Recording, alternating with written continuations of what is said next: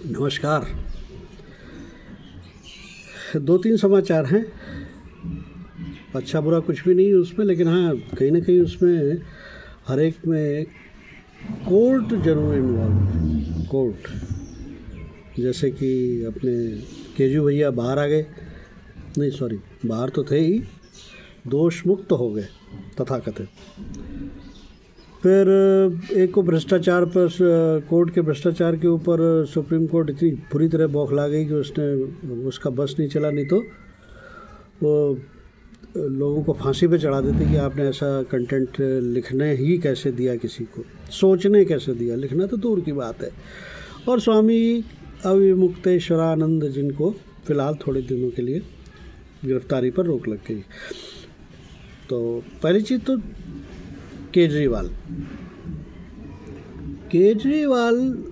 दोष मुक्त हो गए टेक्निकल कमियों की वजह से। और चूँकि कोर्ट ने कहा है कि मुकदमा चलाने लायक नहीं, तो मैं ये भी नहीं कह सकता हूँ कि नहीं साहब बहुत कुछ उनके खिलाफ रहा होगा।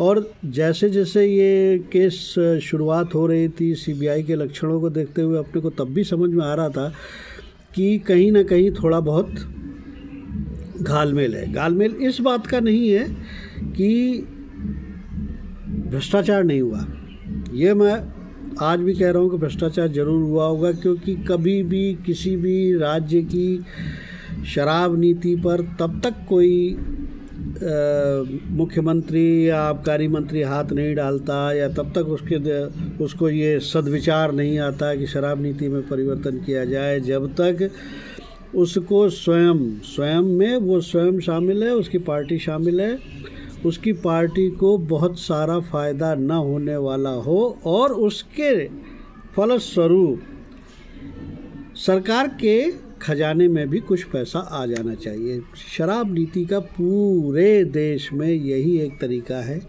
और यही एक वजह होती है। इसलिए अगर किसी ने कहा कि आपको शराब नीति का, वरना क्या शराब क्या कोई हेल्थ उत्पाद है जिसके लिए आप उसको एक पर एक फ्री बना करके बेच करके और दिल्ली वालों का बड़ा भारी स्वास्थ्य वर्धन करने वाले थे?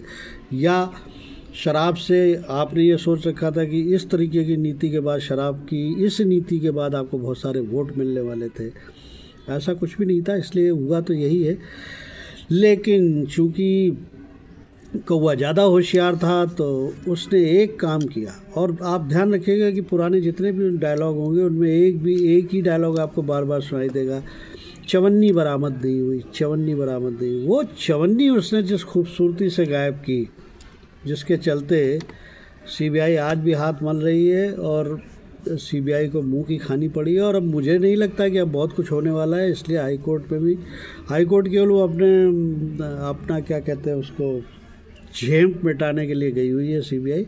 वहाँ भी बहुत जल्दी इनको रास्ता दिखा दिया जाएगा। बहरहाल अब क्या होगा, क्या केजरीवाल, मैं कट्टर ईमानदार की इमेज लेकर के, हाँ जिन अफसरों ने उस समय इस पर काम किया होगा, वो अगर समझ गए होंगे और उन्होंने शासन या तंत्र को या अपने आकाओं को नहीं बताया कि नहीं साहब ये केस चलने वाला नहीं है, तो ये उनकी बहुत बड़ी मूर्खता रही। हालांकि हो सकता है कि वो अपना प्रमोशन वगैरह लेकर के नक्की हो गया, उनका काम हो गया, भाड़ में जाए जनता टाइप से।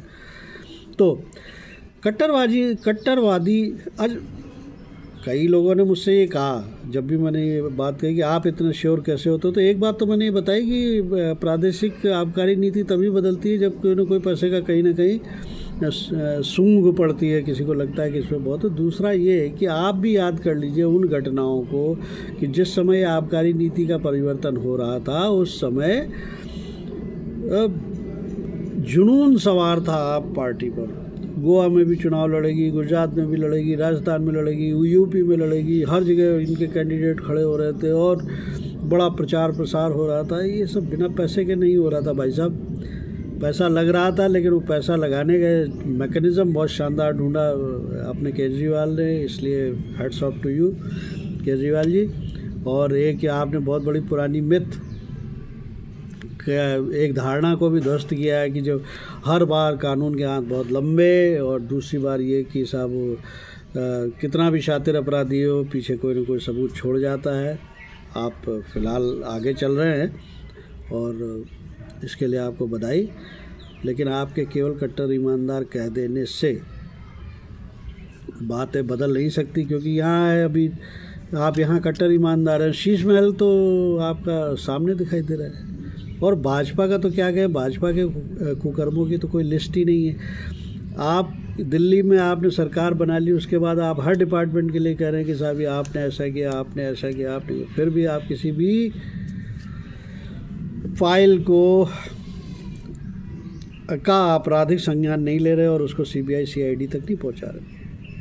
तो ऐसा ही है, ये आपस में सब मिले हुए हैं। जो केजरीवाल जो सेंटेंस कहता है कि सब मिले हुए हैं, मैं भी वही कह रहा हूँ कि वाकई राजनीतिक परिप्रेक्ष्य में सब मिले हुए हैं, क्योंकि इतनी ईडी, इतनी सीबीआई, उसके बावजूद भी सब सड़क पर घूम रहे हैं मस्त होकर के, है ना। अब आइए अपने सुप्रीम कोर्ट भाई साहब पे, महामना के लिए सारे वो हैं, सारे क्या कहूँ मैं उसको, कि उनकी सारी, हमारी सारी श्रद्धा उनके प्रति है, लेकिन महामना इस तरह से नहीं आपको रिएक्ट करना चाहिए था।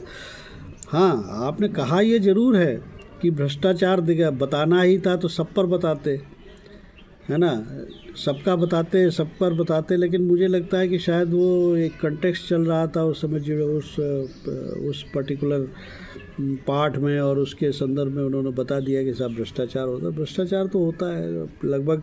जो आदमी, देखिए वो आदमी बहुत भाग्यशाली है जिसे कोर्ट कचहरी पुलिस और हॉस्पिटल के चक्कर नहीं लगाने पड़े, लेकिन जिस किसी ने भी लगाए हैं उसके रोए खड़े हो जाते हैं कि यार ऐसा भी होता है। तो ये जुडिशरी का भ्रष्टाचार भी ऐसा भी होता है वाली श्रेणी में है। बेहतर होता कि आप इस पर इतनी बुरी तरह रिएक्ट न करने की बजाय कोई ऐसा मैकेनिज़्म बनाने की कोशिश करते कि इस पर कोई रोकथाम हो सके। खैर, रही बात अब स्वामी जी की, स्वामी जी को थोड़ा राहत की सांस मिली है।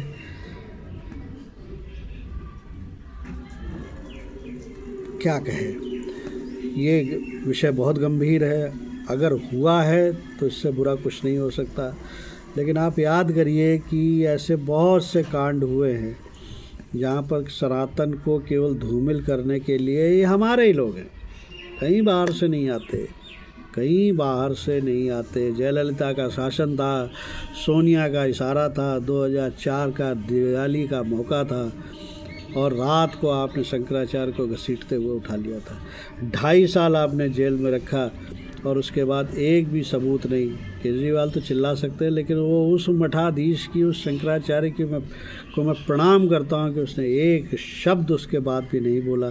उसने कहा कि न्यायिक प्रक्रिया थी, ऐसा होता है। हालांकि धर्माचार्य को इसके लिए खड़ा होना चाहिए कि ये कौन सी न्यायिक प्रक्रिया है जो एक तिवारी का जीवन बर्बाद कर देती है, एक अच्छे भले आदमी के ऊपर दाग लगा देती है और एक कीड़ा छोड़ के चली जाती है कि यार कुछ तो बात रही होगी, ये कुछ तो बात रही होगी। मैं आदमी का जीवन बोझ से ही ख़त्म हो जाता है, अपराध बोध से ही ख़त्म हो जाता है। कृपया चैनल को लाइक शेयर सब्सक्राइब जरूर करें, क्योंकि मैं कोई समाचार नहीं सुनाता हूँ आपको, समाचार के सूत्र बताता हूँ। उन सूत्र पर आप स्वयं चिंतन मनन करिए, लेकिन करिए ज़रूर, क्योंकि ये कहना कि पॉलिटिक्स बहुत गंदी चीज़ है तो वो एक अपनी जगह सच हो सकता है, लेकिन पॉलिटिक्स के बारे में सोचते समझते ज़रूर रहिए। नमस्कार, राम राम।